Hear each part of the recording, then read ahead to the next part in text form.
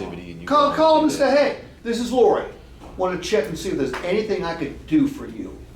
If so, give me a holler. Need a service appointment, I'll set it up for you and meet you back there. God love you. This is Lori, your girl at Clay Cooley. Lori, Leave a cool message.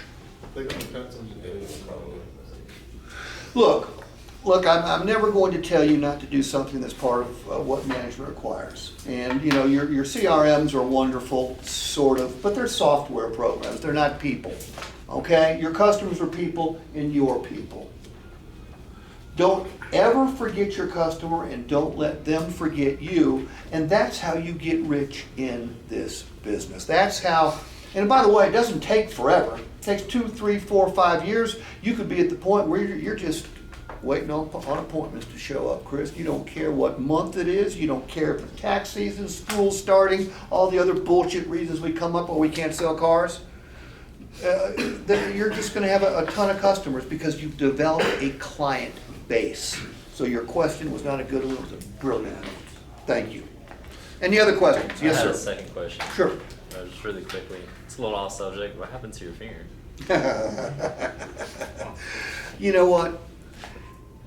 I've done many stupid things in my life, but I broke my record with this one.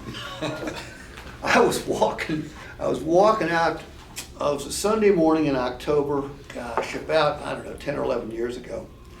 And I hit the garage door thing and the garage door didn't go up. I went, I was supposed to call the garage door people.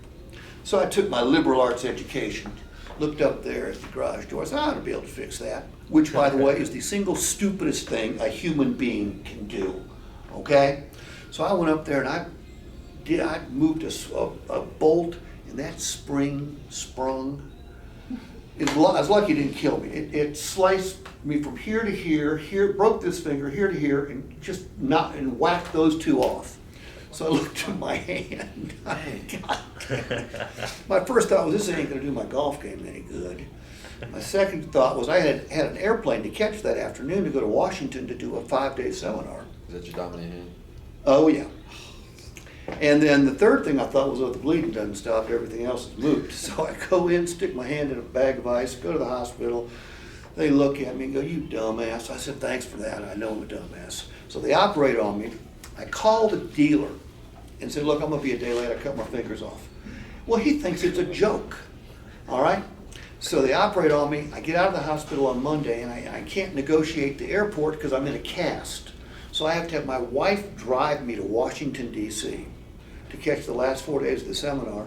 And I'm standing in front of 50 people and I'm in a cast with that finger and my thumb sticking out and I have to hold my arm up like this. I'm like this for 6 weeks, driving, people shoot me the finger back. In Atlanta, I'm lucky I didn't get shot.